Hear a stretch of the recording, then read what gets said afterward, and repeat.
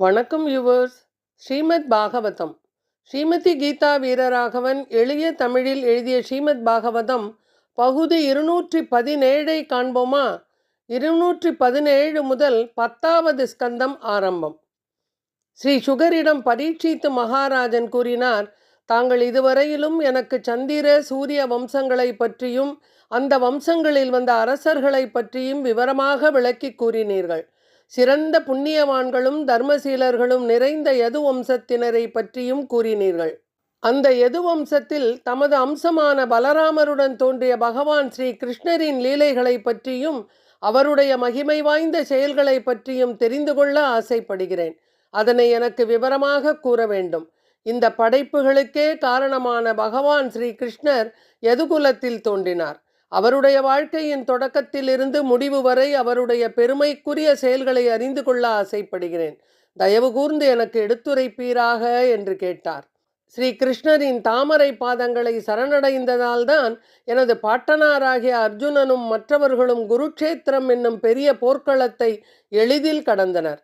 எனது தாய் பகவான் ஸ்ரீ கிருஷ்ணரின் தாமரை பாதங்களை சரணடைந்ததால் சுதர்சன சக்கரத்தை கையில் ஏந்திய பகவான் அவருடைய கருப்பைக்குள் புகுந்து அசுவத்தாமனின் பிரம்மாஸ்திரத்தால் அழிக்கப்பட்டுவிடும் நிலையில் இருந்த பாண்டவர்களுடைய வம்சத்தில் எஞ்சியிருந்த கடைசி உயிரான என்னை காப்பாற்றினார். அந்த பகவான் ஸ்ரீ கிருஷ்ணரை பற்றி எடுத்து கூறி எனக்கு ஞான உபதேசம் செய்யுங்கள். சங்கர்ஷனர் ஸ்ரீ கிருஷ்ணரின் சகோதரராக பலராமர் என்ற பெயருடன் ரோகிணியின் புதல்வராக தோன்றினார் என்று முன்பே தாங்கள் கூறினீர்கள். பலராமர் ஓர் உடலில் இருந்து மற்றொரு உடலுக்கு மாற்றப்படவில்லை என்றால் முதலில் அவர் தேவகியின் கர்ப்பத்திலிருந்து பிறகு ரோகிணியின் கர்ப்பத்திற்கு மாற்றப்பட்டது எப்படி சாத்தியமாயிற்று? இதனையும் விளக்க வேண்டுகிறேன். பகவான் ஸ்ரீ கிருஷ்ணர் தனது தந்தை வசுதேவரின் மூலம் மதுராவிலிருந்து பிருந்தாவனத்தில் உள்ள நந்த மகாராஜன் வீட்டிற்கு சென்றார். யது வம்சத்தின் அதிபதியான பகவான் ஸ்ரீ கிருஷ்ணர் பிருந்தாவனத்தில் எந்த இடத்தில் வாழ்ந்து வந்தார்? அவர் தன்னுடைய தாய் மாமனாகிய கம்சனை ஏன் கொன்றார்? இத்தகைய கொலை சாஸ்திரங்களில் சிறிதும் அனுமதிக்கப்படவில்லையே.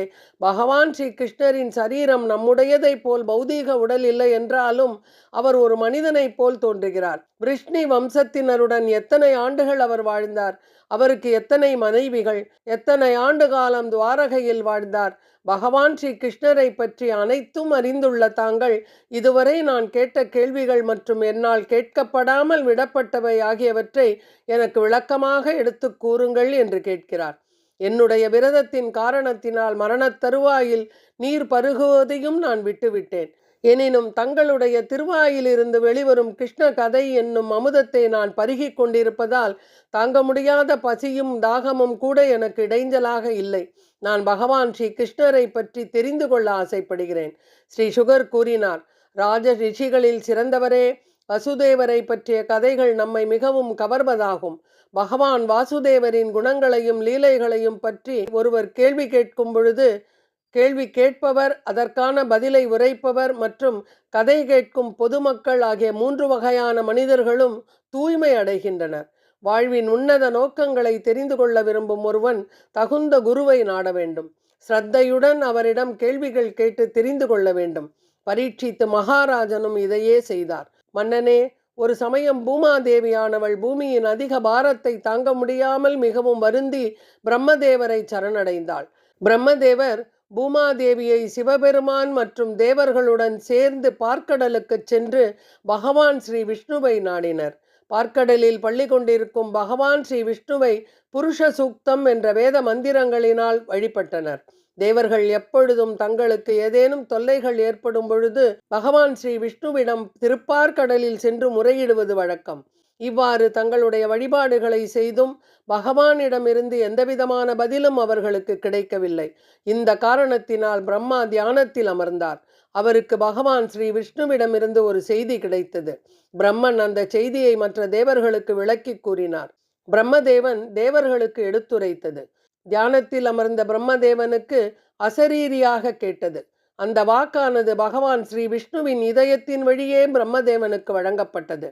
வேத அறிவு பெறும் முறை இதுவே ஆகும். தேனே பிரம்மஹிருதா என்று ஸ்ரீமத் பாகவதத்தின் ஆரம்பத்தில் கூறப்பட்டுள்ளது. வேதங்களின் பிரமாண அறிவு பிரம்மனுக்கு அவரின் இதயத்தின் மூலம் வழங்கப்பட்டது. அதுபோலவே இங்கும் விஷ்ணு அனுப்பிய செய்தியை பிரம்மனால் மட்டுமே புரிந்து கொள்ள முடிந்தது. பிரம்மதேவன் அந்த செய்தியை தேவர்களுக்கு எடுத்துரைத்தார். அவர் கூறியதாவது: பகவான் தன்னுடைய வலிமை மிக்க உன்னத சக்திகளுடன் வெகு விரைவில் பூ உலகில் தோன்றுவார். அசுரர்களை அழித்து பக்தர்களை காப்பாற்றும் நோக்கத்தை நிறைவேற்ற அவர் பூமியில் இருக்கும் வரை தேவர்களும் பூமியிலிருந்து அவருக்கு உதவ வேண்டும். யது வம்சத்தின் குடும்பங்களில் வந்து பிறக்க வேண்டும். ஸ்ரீமத் பாகவதம். வசுதேவ கிருஹே சாட்சாத் பகவான் புருஷக் பரக ஜனிஷ்யதே தத் பிரியார்த்தம் சம்பவந்து சூரஸ்திரியக. பூரண சக்தி உடையவரான பகவான் ஸ்ரீ கிருஷ்ணர் தானே வாசுதேவரின் புதல்வராக தோன்றுவார். அவர் தோன்றுவதற்கு முன்பாக எல்லா தேவர்களும் தத்தம் மனைவியருடன் பகவானின் எண்ணத்தை நிறைவேற்றுவதில் உதவும் பொருட்டு பூமியில் பிறக்க வேண்டும். பகவானுடைய இந்த திருவிளையாடல்கள் நித்திய லீலைகள் என்று அழைக்கப்படுகின்றன. பகவானின் லீலைகள் நடந்து கொண்டிருக்கும் ஒரு குறிப்பிட்ட இடத்திற்கு பக்தர் முதலில் அனுப்பப்படுகிறார். பக்தன் ஒருவன் அந்த பிறவியில் பக்தி தொண்டை முழுமையாக நிறைவேற்றவில்லை என்றால் அவன் சிறந்த சொர்க்கலோகத்தில் இன்பத்தை அனுபவிக்கின்றான். அதன் பிறகு புண்ணியம் நிறைந்த ஒரு பிராமணரின் வீட்டிலோ அல்லது செல்வ செழிப்புள்ள ஒரு வைசியரின் வீட்டிலோ பிறப்பான். அவருடைய பக்தி தொண்டு முழுமையாக நிறைவு பெற்ற பின் அங்கிருந்து பகவானின் லீலைகள் நடந்து கொண்டிருக்கும் இடத்திற்கு அனுப்பப்படுகிறார். பகவான் தன்னுடைய லீலைகளை வளப்படுத்துவதற்காகவே சொர்க்கலோக பெண்களை யதுவம்சத்தில் தோன்றும்படி உத்தரவிட்டார். கிருஷ்ணருடன் வாழும் பயிற்சி பெறும் இவர்கள் அதற்கு பிறகு பகவானின் இருப்பிடமான கோலோல பிருந்தாவனத்திற்கு அனுப்பப்படுவர். இந்த ஸ்லோகத்தில் தத் பிரியார்த்தம் என்ற சொல் பயன்படுத்தப்பட்டுள்ளது.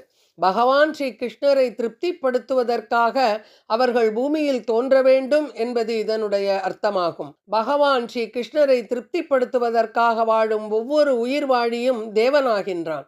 ஸ்ரீ கிருஷ்ணரின் முழு அம்சமான கோடிக்கணக்கான தலைகளில் இந்த பூமியை தாங்கும் அனந்தர் சங்கர்ஷனர் பகவான் ஸ்ரீ கிருஷ்ணர் வருவதற்கு முன்பாகவே பூமியில் பலராமராக தோன்றுவார். பலராமர் பகவான் ஸ்ரீ கிருஷ்ணர் தோன்றும் இடங்களில் சில சமயம் மூத்த சகோதரராக தோன்றுவார். பகவான் ஸ்ரீ கிருஷ்ணர் தோன்றும் பொழுது அவரது எல்லா அம்சங்களும் மற்ற அவதாரங்களும் தோன்றுகின்றனர். பகவானின் விஷ்ணுமாயா எனப்படும் சக்தியும் ஸ்ரீ கிருஷ்ணருடன் தோன்றும். பகவானின் செயலை நிறைவேற்றும் பொருட்டு அவருடைய ஆணைப்படி தனது வெவ்வேறு சக்திகளுடன் தோன்றும். இந்த விஷ்ணுமாயா யோகமாயா மற்றும் மகாமாயா போன்ற வெவ்வேறு பெயர்களால் அழைக்கப்படுகின்றன என்று வேதங்கள் கூறுகின்றன. பகவானின் உறவினர்களான யசோதையுடனும் தேவகியுடனும் மற்றவர்களுடனும் அந்த சக்தி யோகமாயாவாக செயல்பட்டது. கம்சன் சால்வன் முதலான மற்ற அசுரர்களுடன் அந்த சக்தி பகவானின் பல்வேறு நோக்கங்களை நிறைவேற்றுவதற்கு வெவ்வேறு முறையில் செயல்பட்டது. பகவானின் தாமரை பாதங்களில் சரணடைந்த மகாத்மாக்கள் யோகமாயாவால் வழிநடத்தப்படுகின்றனர். பக்தர்கள் அல்லாத துராத்மாக்களோ மகாமாயாவால் வழிநடத்தப்படுகின்றனர். ஸ்ரீ சுகர் தொடர்ந்து கூறினார். இவ்வாறு தேவர்களுக்கு அறிவுரை கூறி பூமாதேவியை சமாதானப்படுத்திய பின் பிரஜாபதி என்று அழைக்கப்படுபவரான பிரம்மதேவர் பிரம்மலோகத்திற்கு திரும்பிச் சென்றார். 10வது ஸ்கந்தத்தின் தொடர்ச்சியை ஸ்ரீமத் பாகவதம் பகுதி 218 காண்போமா? நன்றி, வணக்கம்.